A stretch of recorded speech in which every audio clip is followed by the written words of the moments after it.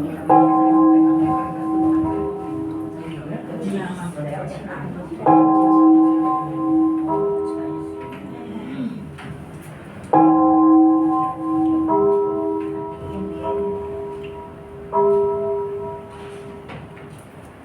pagi jemaat yang terkasih dalam Tuhan Yesus. Shalom.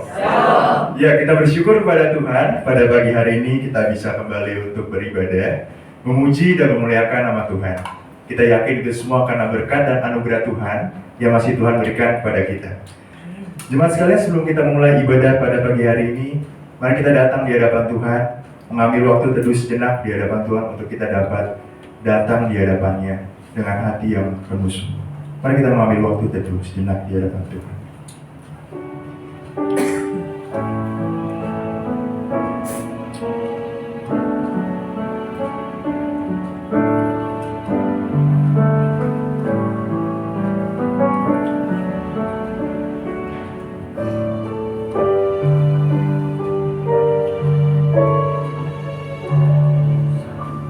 Coba saya persilakan untuk bangkit berdiri. Kita akan menyanyikan lagu dari KPPK nomor 43, Puji Tuhan Allah Penebusku.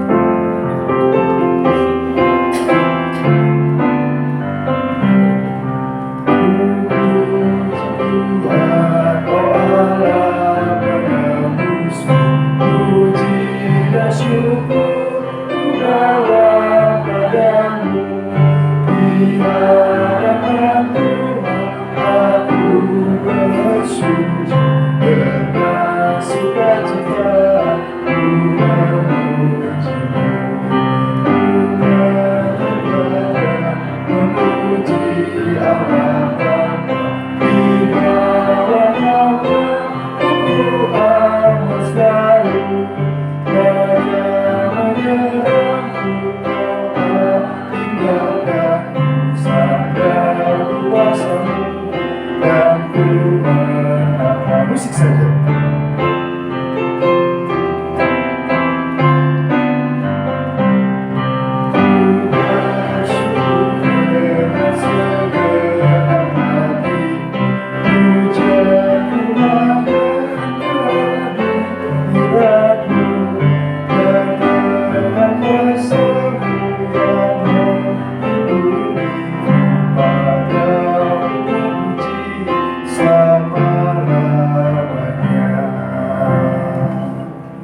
Jemaat sekalian, ibadah ini dilandaskan dengan satu keyakinan bahwa pertolongan kita adalah dalam nama Tuhan yang menjadikan langit dan bumi dan yang tetap setia memelihara ciptaannya untuk selama-lamanya. Amin.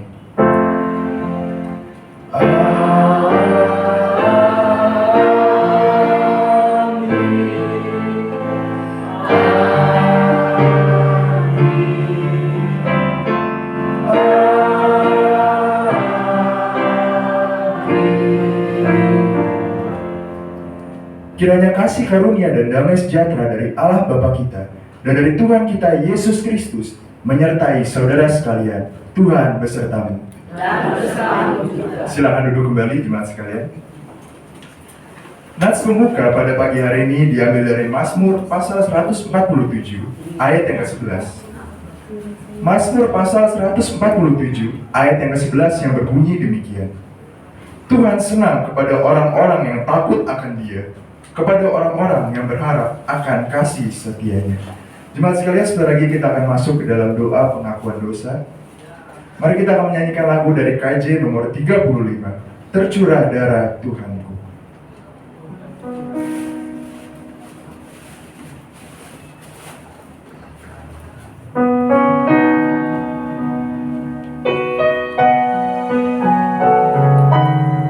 Mari kita nyanyikan lagu ini bersama-sama. Kita nyanyikan lagu ini, Tercurah Darah.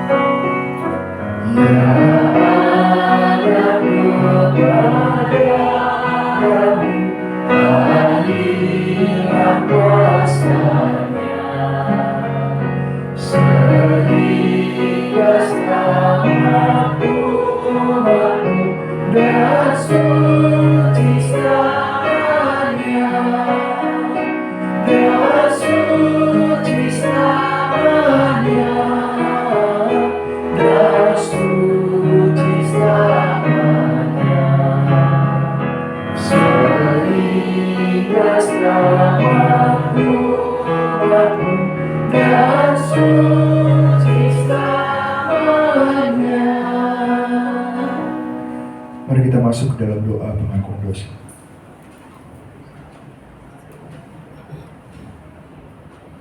Mari saya berwaktu kepada jemaat sekalian untuk kita datang di hadapan Tuhan,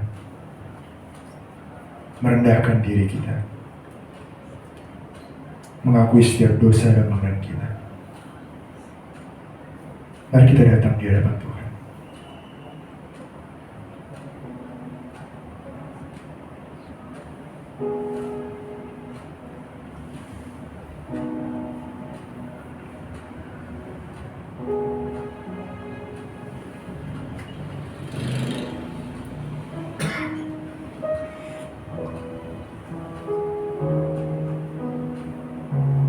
Bapak, kami bersyukur buat kesempatan yang indah yang masih Tuhan berikan kepada kami. Sehingga pada pagi hari ini ya Bapak, kami datang memuji dan memuliakan nama-Mu.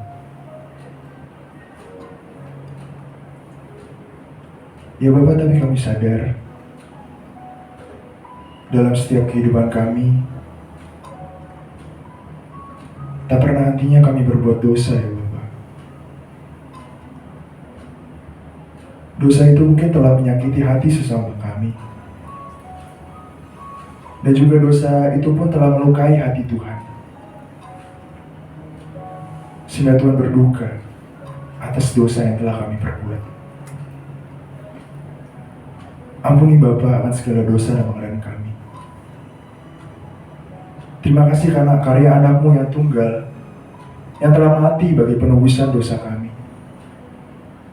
Engkau rela mengorbankan anak-Mu sendiri ya Bapa, terpisah dengan Engkau, untuk mati menebus dosa dan pelanggaran kami. Sebenarnya kamilah yang layak untuk disalibkan ya Bapa. Kamilah yang layak untuk terpisah dengan Engkau. Kamilah yang layak untuk mendapat hukuman yang kekal ya Bapa. Tapi Engkau telah menggantikannya dengan mengorbankan anak-Mu sendiri, mati bagi kami, Yesus Kristus. Terima kasih atas karya penebusan-Mu ya Bapa. Hanya dalam nama Tuhan Yesus kami sudah berdoa dan bersyukur. Amin. Jemaat, kami undang untuk bangkit berdiri. Kita akan mendengarkan berita anugerah. Berita anugerah pada pagi hari ini diambil dari Amsal pasal 28 ayat yang ke-14. Amsal 28 ayat 14 yang berbunyi demikian. Berbahagialah orang yang senantiasa takut akan Tuhan, tetapi orang yang mengeraskan hatinya akan jatuh ke dalam malapetaka. Demikianlah berita anugerah dari Tuhan. Jemaat dapat berikan salam damai satu kepada yang lainnya. Sambil tetap berdiri, kita akan menyanyikan lagu dari KPPK nomor 337. Karena kasih orang tahu aku umatnya. Dan setelah ini vokal Bro Fimas akan membawakan pujian bagi kita semua.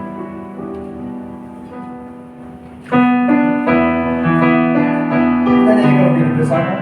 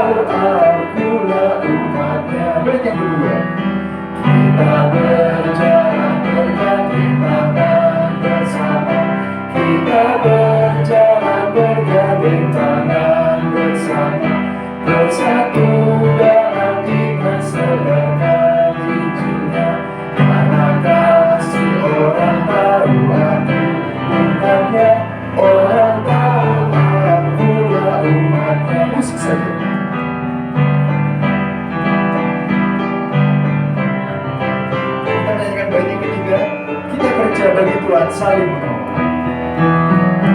Kita kerja bagi Tuhan, saling menolong. Kita kerja bagi Tuhan, saling menolong. Menghormati dan saling memberkati kita. Karena kasih orang tahu aku umatnya, orang tahu akulah umatnya. Silakan duduk kembali jemaat sekalian. Kita akan mendengarkan persembahan pujian dari vokal Bro Fimas. Saya persilakan.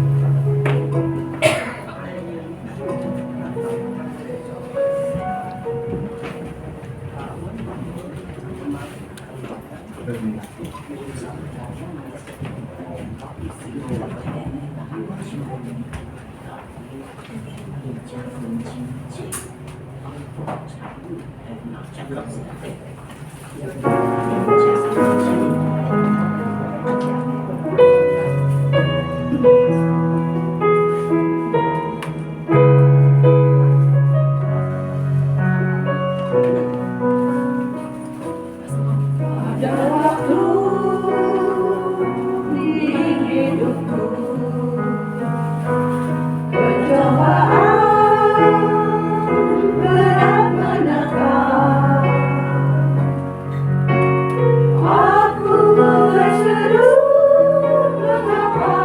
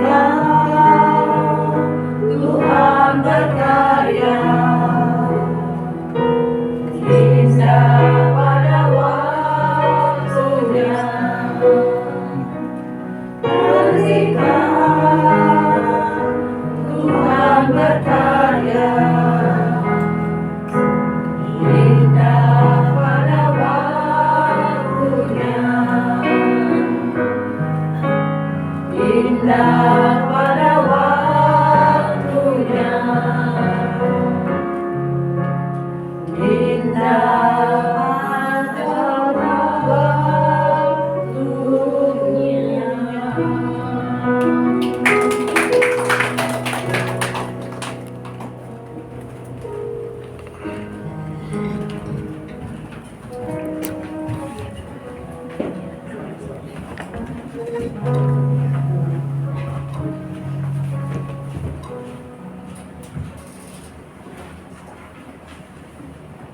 sebelum kita membaca merenungkan firman Tuhan, kita masuk dalam doa. Bapa di surga, kami bersyukur untuk kehidupan yang Kau masih berikan pada kami. Kami bersyukur untuk setiap peristiwa menyenangkan ataupun tidak menyenangkan, yang baik ataupun tidak baik, yang membuat kami senang ataupun kami sedih. Karena semua itu menjadi sebuah seni di dalam kehidupan kami, agar kami menghargai setiap anugerah yang Tuhan berikan buat kami. Demikian pula pagi hari ini pun kami belajar firman-Mu. Kiranya firman-Mu ini tidak hanya berbicara pada pikiran kami, tetapi juga kepada jiwa kami, pikiran dan perasaan kami, hati kami. Sehingga firman-Mu menjadi pedoman bagi hidup kami. Demi nama Tuhan kami Yesus Kristus kami berdoa. Amin. Selamat pagi Bapak Ibu Saudara sekalian. Amin. Ya, saudara kasih Tuhan, saya cukup lama sudah lama sekali nggak berkhotbah di pos ulang melatih emas ini, sampai saya lupa ya. Rupanya 10 tahun atau berapa tahun yang lalu, waktu masih di Boulevard ya, waktu saya datang ke tempat ini, kayaknya dulu bukan di tempat ini gitu ya. Dan saya cek rupanya memang dulu waktu di Boulevard ya. Nah, saudara kasih Tuhan, kita akan mencoba belajar firman Tuhan di dalam kitab Lukas pasal 10 ayat 38 hingga 42. Mari kita membuka Alkitab kita ataupun Alkitab kita atau Alkifun kita. Dan Lukas pasal 10 ayat 38 hingga 42. Saya bacakan buat kita semua. Ketika Yesus dan murid-muridnya dalam perjalanan, tibalah ia di sebuah kampung. Seorang perempuan yang bernama Marta menerima dia di rumahnya. Perempuan itu mempunyai seorang saudara yang bernama Maria. Maria ini duduk dekat kaki Tuhan dan terus mendengarkan perkataannya. Sedang Maria sibuk sekali melayani. Ia mendekati Yesus dan berkata, "Tuhan, tidakkah Engkau peduli bahwa saudaraku membiarkan aku melayani seorang diri? Suruhlah dia membantu aku." Tetapi Tuhan menjawabnya, "Marta, Marta, engkau khawatir dan menyusahkan diri dengan banyak perkara, tetapi hanya satu saja yang perlu. Maria telah mengambil bagian yang terbaik, yang tidak akan diambil daripadanya." Demikianlah Injil Yesus Kristus yang berbahagia setiap kita yang membaca merenungkan dalam kehidupan sehari-hari. Haleluya.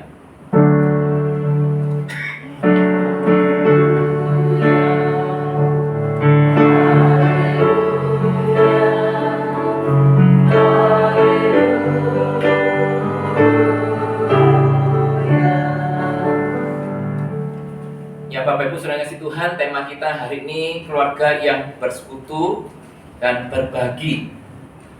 Nah, saudara, saya mau tanya, saudara kalau terima tamu senang atau enggak?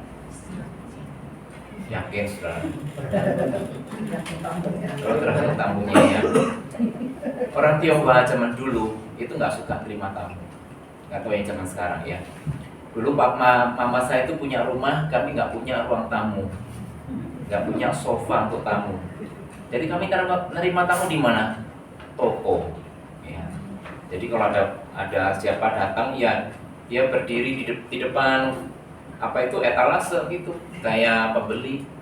Saya juga dulu waktu pelayanan di Citra Raya beberapa kali orang Tionghoa itu nggak punya ruang tamu.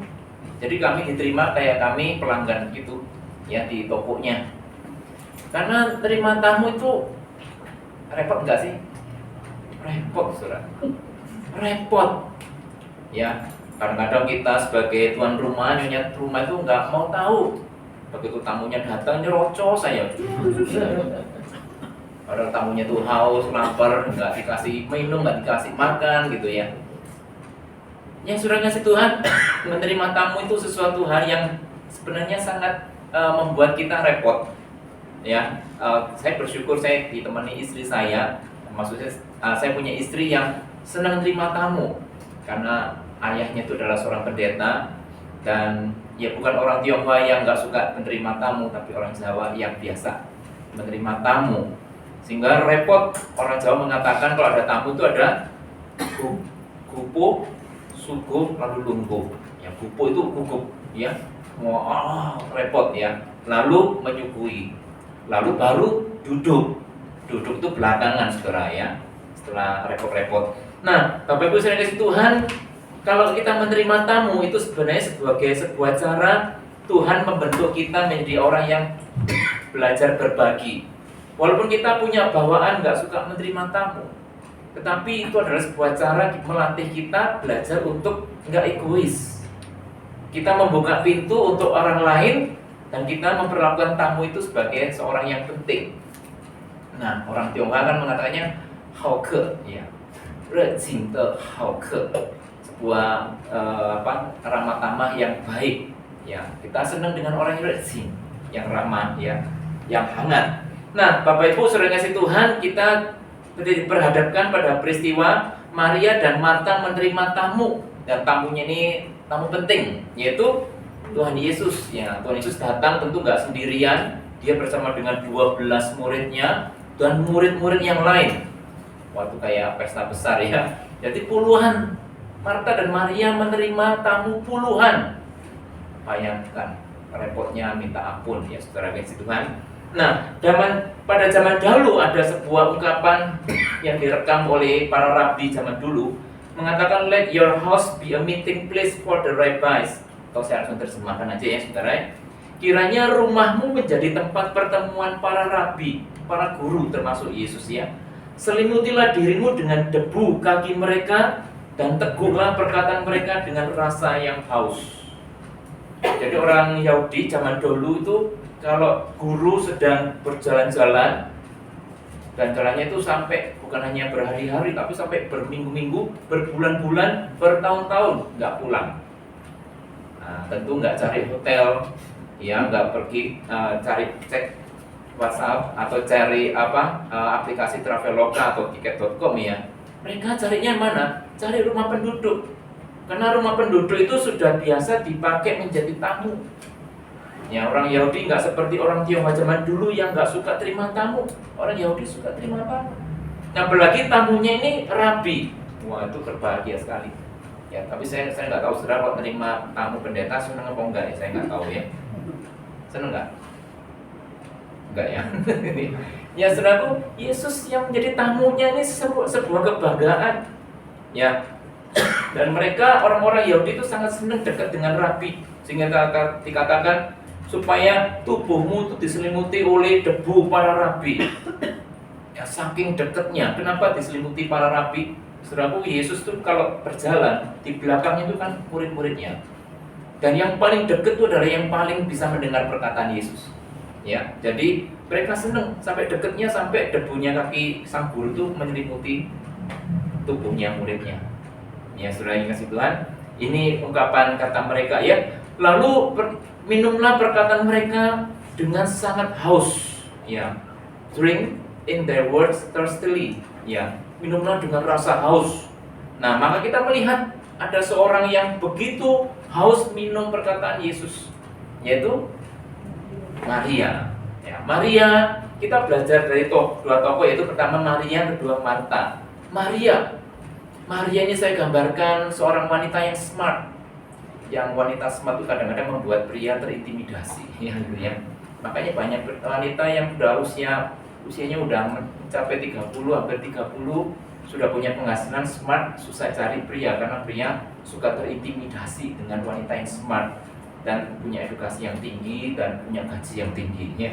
Nah, Maria ini wanita yang smart, dia punya pikiran yang sangat tajam dan dia sangat mudah menyerap pemikiran-pemikiran teologis.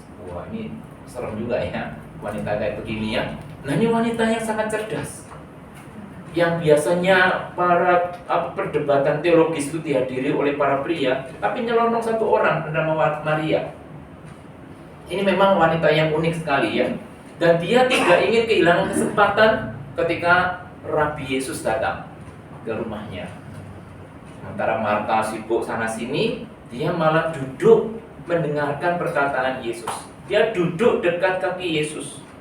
Karena zaman dahulu itu guru tuh duduknya di kursi yang pendek, lalu murid-muridnya itu ngesot, ya, apa itu namanya, lesehan di lantai. Maka duduknya juga di kaki, dekat kaki Yesus. Nah, makanya lukisan Leonardo da Vinci, Yesus di tengah, lalu ada meja panjang, lalu murid-muridnya duduk di sana. Itu nggak sesuai dengan zaman dulu. Zaman dulu tuh ngesot, ya, murid-murid itu ngesot, ya. Nah, itu kapan-kapan kita bahas. Nah, jadi Maria ini, Maria yang tahu bahwa dia tidak mau kehilangan kesempatan ini. Alih-alih membantu Marta, tetapi dia nggak mau membantu Marta, malah dia mendengarkan perkataan Yesus.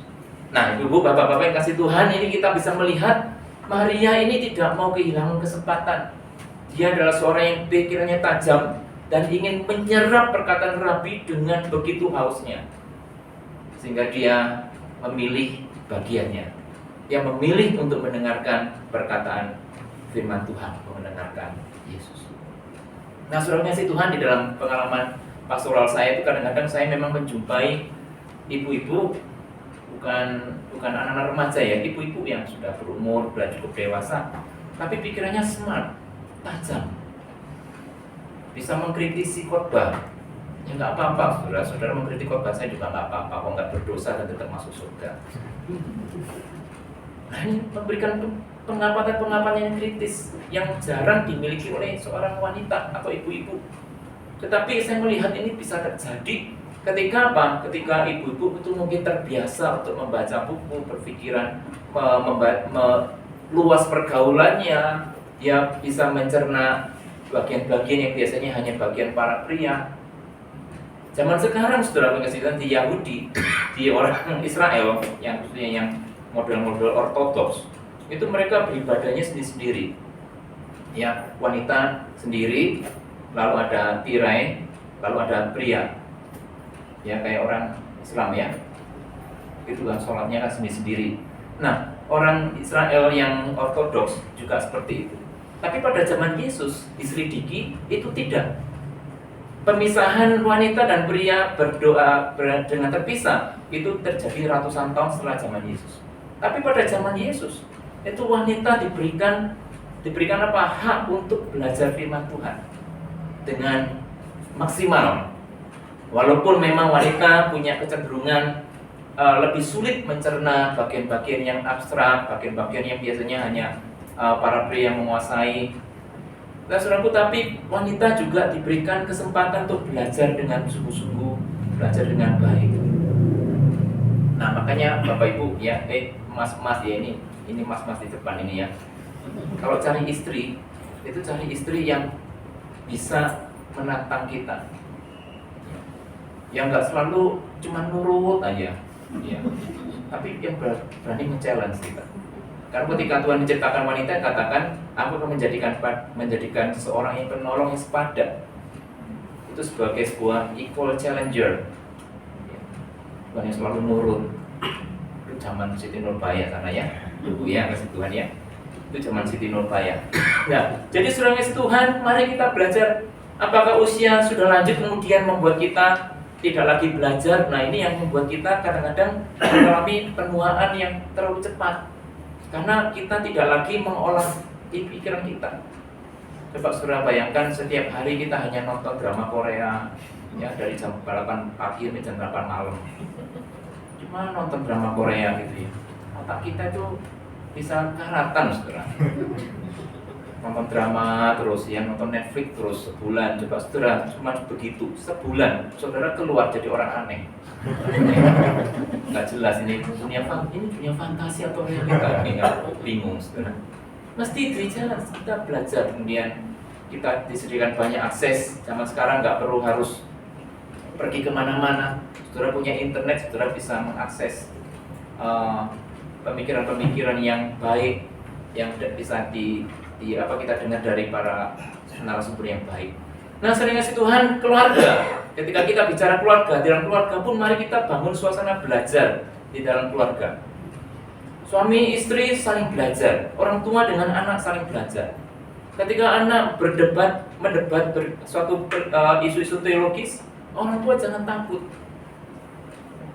Ya, orang tua tuh jangan takut ketika anak itu mempunyai pikiran-pikiran yang nggak biasa, yang liar. Justru kesempatan kalau anak bertanya, ya kesempatan orang tua menjawab. Ya, berapa waktu yang lalu anak saya yang besar kan pinter gambar. Yang gambar seorang tokoh kartun cewek, lalu dia gambar lagi cowok, wajah yang sama, hanya beda gender. Lalu ditulis bawahnya transgender. Sudah tahu dia apa itu transgender. Lalu saya bilang, sex never transform. Gender itu nggak pernah transform. Nggak bisa gender itu bertransform dari laki menjadi perempuan atau perempuan menjadi laki. Itu kesempatan kita mengajarkan apa itu nilai-nilai dalam firman Tuhan.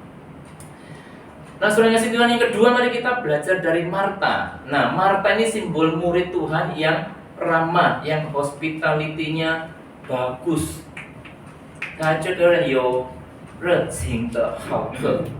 Punya satu sifat yang ramah, yang hangat dengan orang lain.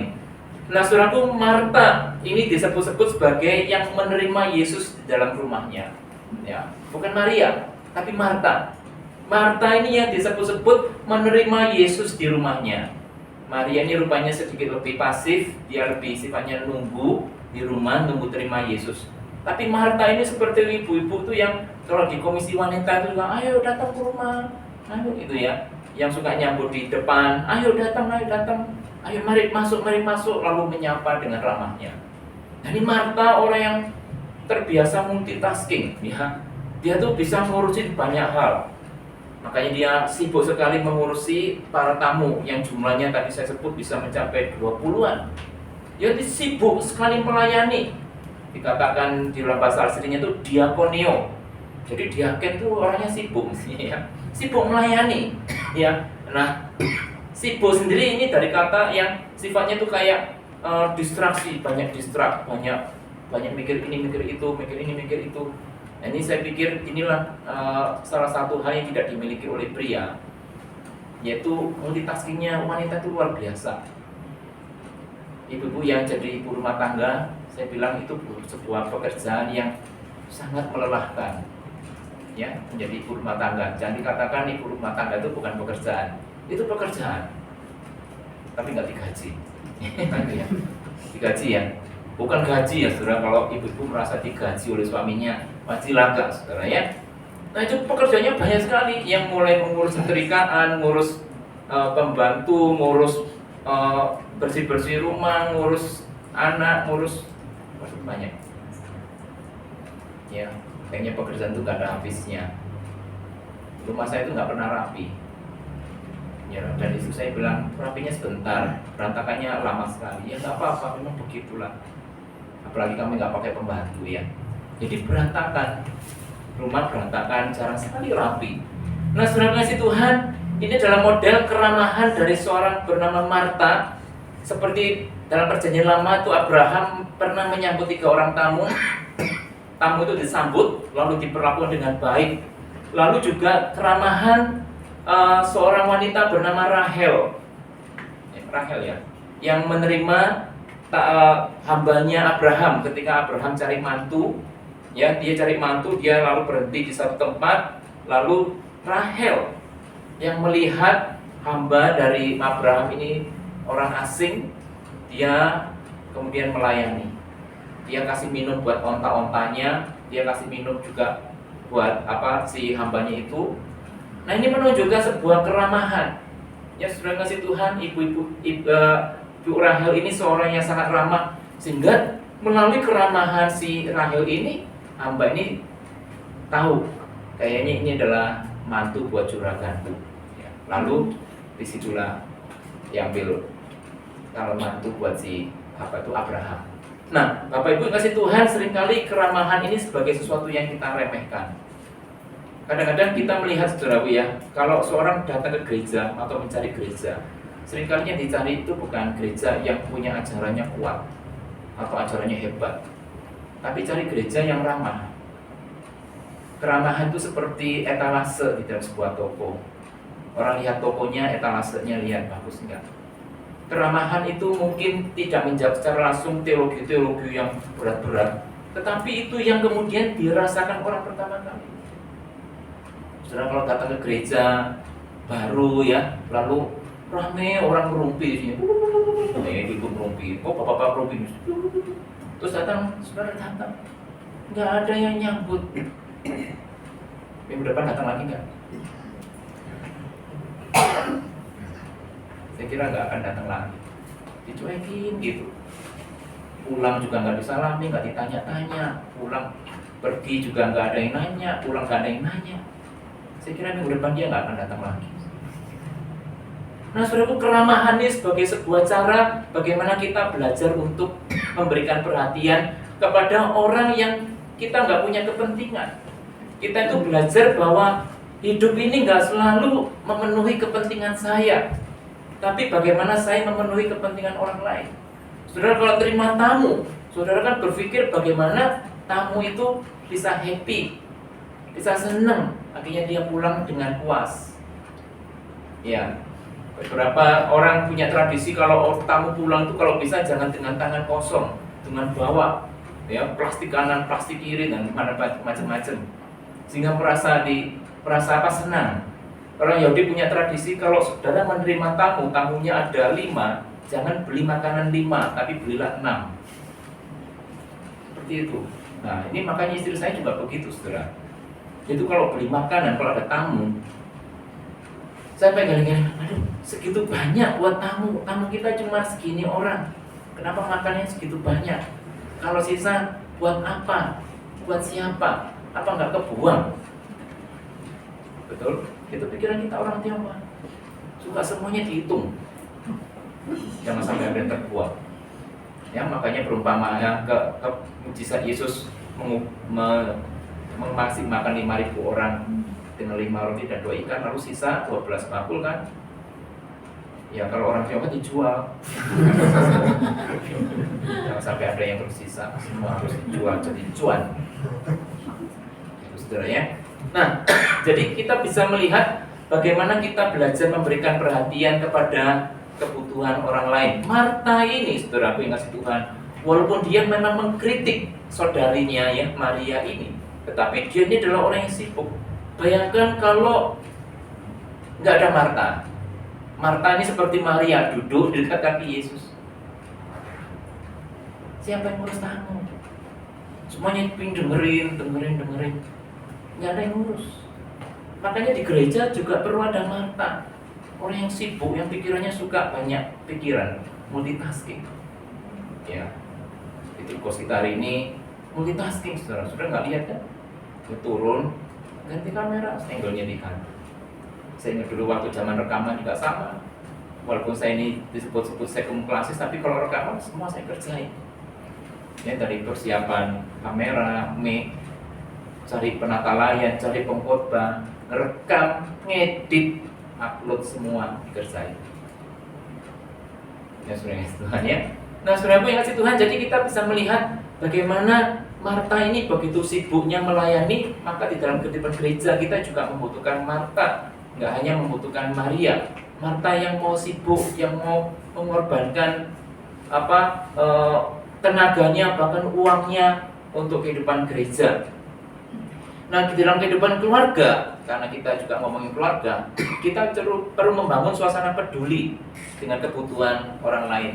Ya, kebutuhan kalau anak-anak punya tetangga, saudara berikan kesempatan anak-anak ini bagaimana dia belajar berbagi dengan tetangga. Belajar dia menyisihkan apa yang dia punya, mainan yang dia punya. Anak-anak itu perlu dilatih untuk enggak menjadi egois. Karena egois itu sifat dasar manusia, ya. Ketika anak saya yang kecil punya mainan, lalu saya bilang, "Nih, ayo kasih mainan buat temennya," gitu. "Oh enggak mau." Terus dia cari mainan yang dia enggak suka. Ini nih. Terus saya bilang, giving is sacrificing. Giving is always sacrificing. Memberi itu selalu mengorbankan. Kalau memberi nggak mengorbankan, itu kan bukan memberi. Saudaraku, memberi itu sesuatu yang selalu ada sesuatu yang dari kita yang terlepas. One piece of me, ada satu bagian dari kita yang terlepas. Kita sudah bekerja keras menghasilkan segala sesuatunya, mendapatkan segala sesuatu dengan keringat kita, dengan begitu keras. Lalu kita kasih ke orang lain. Ini kan sesuatu yang sayang. Sehingga memberi ini menjadi satu perbuatan yang sangat membuat kita harus berkorban. Kalau nggak mengorbankan diri, itu nggak, namanya bukan memberi. Makanya kita sebagai orang-orang itu belajar bagaimana memberi ini ternyata nggak mudah. Ya, apalagi kita sebagai orang yang terbiasa semuanya serba dihitung, hitung-hitungan, saudara kasih Tuhan. Kita itu terbiasa hitung-hitungan. Kita memberi kalau orang sudah memberi. Kita memberi juga kalau ada sesuatu yang kita ingin dapatkan. Nah, seringkali saudaraku, saya sebagai orang yang di klasis, yang kadang-kadang memang saya punya posisi yang cukup strategis dalam pembuatan pemrosesan seorang yang menjadi hamba Tuhan, menjadi pendeta. Seringkali saya menemukan orang itu kadang baik pada saya dan punya kepentingan. Lalu ketika dia diperhadapkan dengan orang yang punya kepentingan ke dia, tiba-tiba kok nggak baik orangnya, nggak ramah, kelihatan begitu arogan. Manusia itu begitu, nggak peduli orang Kristen, nggak peduli calon pendeta, nggak peduli juga pendeta. Kalau kita baik pada orang karena punya kepentingan. Kalau nggak punya kepentingan, sifat arogan kita itu muncul, sifat sombong kita muncul. Nah, saudara kasih Tuhan, mari kita belajar sebagai keluarga bahwa peduli kepada orang-orang di luar kita, juga pada sesama anggota keluarga. Orang tua, suami dengan istri saling peduli satu sama lain, saling care. Orang tua dengan anak, anak juga dengan orang tua, mari saling care satu sama lain. Sehingga dalam keluarga ini menjadi sebuah keluarga yang, ya inilah keluarga. Ya, bukan orang asing, bukan orang yang cuek-cuekan satu sama lain. Ya, para anak, mari, ini kan masih anak-anak kan ya, mari belajar memberikan kesempatan kalau ada di rumah, hargai keberadaan orang tua. Kalau orang tua bisa mengajak kita keluar makan, hargai. Mereka sudah meluangkan waktu kita, waktu mereka untuk anak-anak. Anak-anak juga menghargai keberadaan orang tua. Ya, seringkali kan yang terjadi fenomenanya adalah ketika orang tua, anak-anak masih kecil, orang tua begitu sibuk sehingga nggak bisa menemani orang tuanya. Ketika anak-anak sudah besar, anak-anak begitu sibuk, orang tua yang nggak bisa ditemani akhirnya. Ya, baik ketika sudah lanjut usia, anak-anak udah pergi semua ke luar negeri, ke Jepang, ke Amerika, ke Korea, ke Singapura. Orang tua tinggal di rumah sendiri, nggak ada yang menemani, kesepian. Itu fenomena yang kita sering terlihat. Nah, saudara kasih Tuhan, mari kita sebagai keluarga dari gereja GKI AKP Villa Melantik Mas ini, kita belajar untuk menjadi keluarga yang bersekutu. Secara internal kita di gereja, kita saling memperhatikan, dan juga di keluarga di luar lain, kita juga akan saling memperhatikan satu sama lain. Nah, kiranya bagian firman ini menjadi berkat buat kita semua, mempraktekkan keramahan kita kepada sesama kita. Mari kita masuk dalam doa. Nanti kita juga akan melanjutkan dengan doa syafaat. Kita berdoa untuk kondisi di Indonesia, persiapan untuk pemilu, kemudian kondisi di luar negeri. Kita melihat konflik antara Israel dengan Hamas. Semoga bisa capai kedamaian ya. Mari kita masuk dalam doa. Terima kasih Tuhan untuk contoh yang Kau berikan. Terima kasih untuk Marta dan Maria, kedua saudari yang sebenarnya saling melengkapi satu sama lain. Ajari kami menjadi seperti seorang Maria yang sungguh fokus mendengarkan pengajaran firman Tuhan. Kesibukan kami di rumah, kesibukan kami di gereja menjadi aktivis, semoga tidak mengurangi kerinduan kami untuk mendengar firman Tuhan. Kami belajar menenangkan hati dan pikiran kami, mendengarkan firman Tuhan dengan hati yang haus akan firman-Mu. Kami juga kiranya menjadi seperti Marta yang tidak sibuk dengan kepentingan diri sendiri, tetapi ajari kami melihat kebutuhan orang lain, kebutuhan sesama anggota gereja kami, kebutuhan juga dalam keluarga kami masing-masing.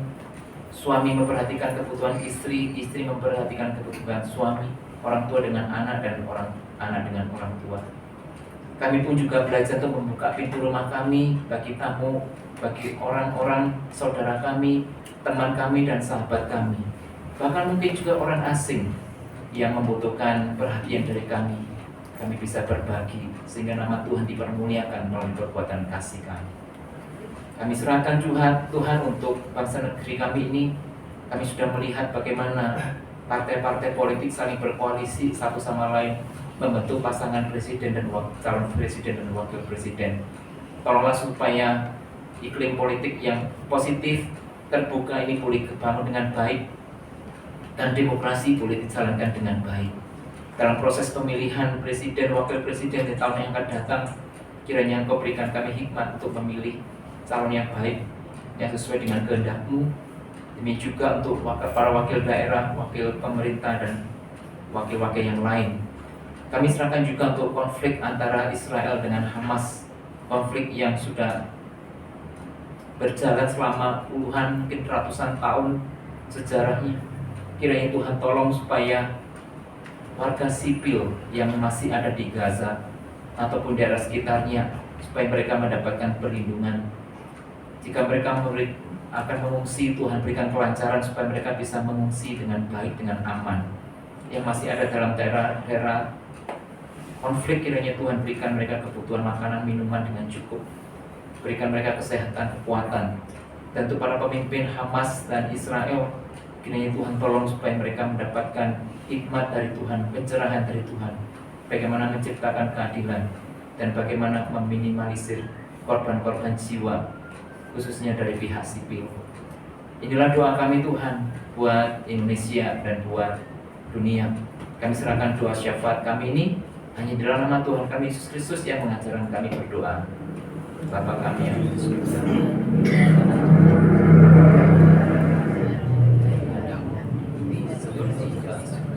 berikanlah kami pada iman dan makan Yesus, dan berikanlah kami kesehatan.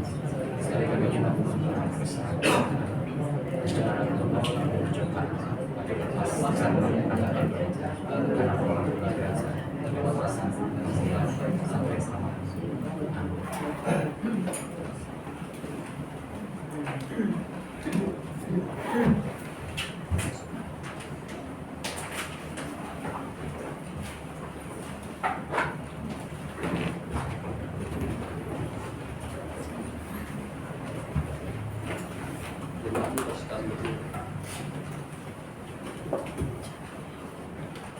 Marilah kita bersama dengan umat Allah di masa lalu, masa kini, dan masa depan, mengingat pengakuan pada baptisan kita menurut pengakuan iman rasul. Aku percaya kepada Allah, Bapa yang Maha Kuasa, Bapa langit dan bumi, dan kepada Yesus Kristus, Anak yang tunggal Tuhan kita, yang kandung daripada Roh Kudus, lahir dari anak darah Maria, menderita sengsara di bawah pemerintahan Pontius Pilatus, disalibkan mati dari kuburan, turun dan pada hari yang ketiga, bangkit pula dari antara mati, naik ke surga, duduk sebelah kanan Bapa yang Maha Kuasa, dan dari sana ia datang untuk menghakimi orang yang hidup dan yang mati. Aku percaya pada Roh Kudus, gereja yang kudus dan persekutuan orang kudus, ampunan dosa, kebangkitan orang mati, dan hidup yang kekal. Amin.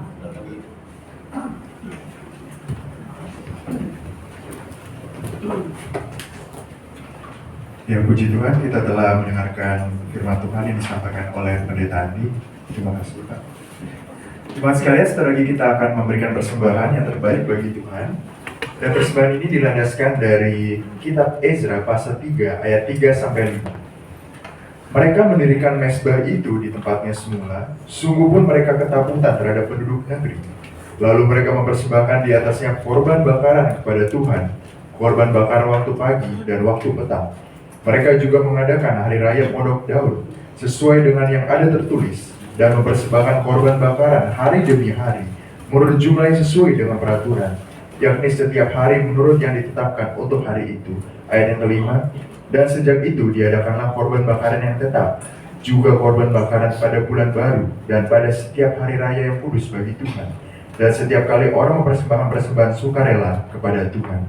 Untuk mengiringi lagu persembahan, kita akan menyanyikan lagu dari KPPK nomor 348. Yang kupersembahkan berasal darimu.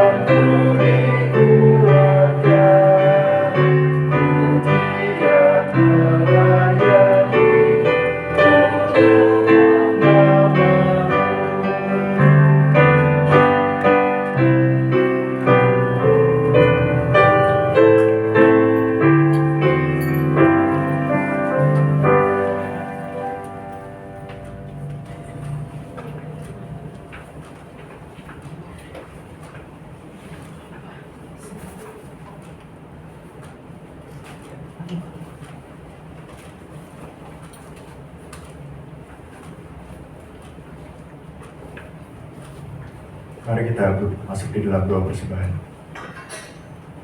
Bapak, terima kasih pada pagi hari ini kami masih diberikan kesempatan untuk memberikan yang terbaik bagi Tuhan melalui persembahan di gereja kami di tempat ini.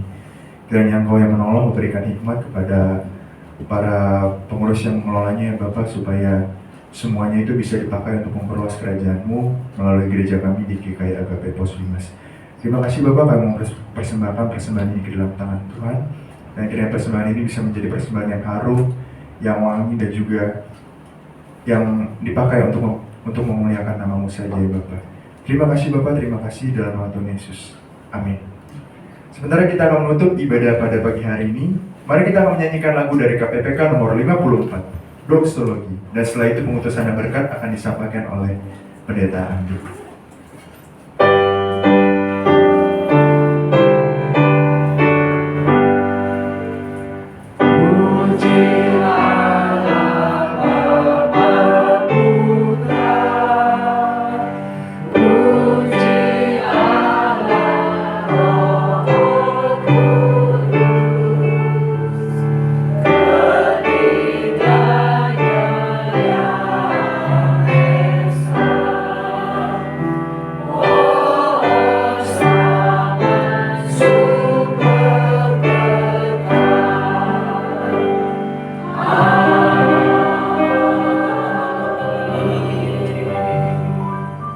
Jemaat yang dikasihi Tuhan dan yang mengasihi Tuhan, tiba saatnya kita meninggalkan tempat ibadah kita, memasuki ibadah kita di dalam keseharian kita. Karena itu arahkanlah hatimu kepada Tuhan,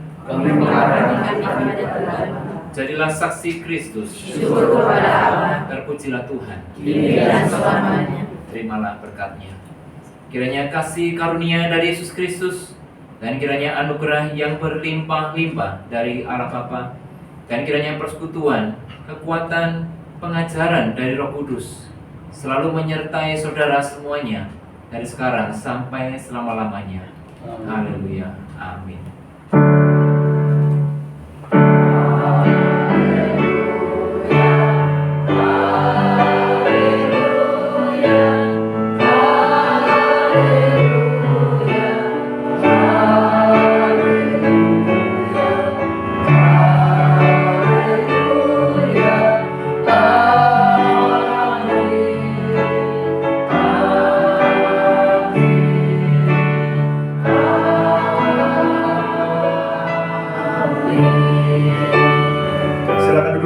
jemaat sekalian, ibadah kita telah selesai. Tuhan Yesus memberkati kita semua. Selamat pagi dan Tuhan Yesus memberkati.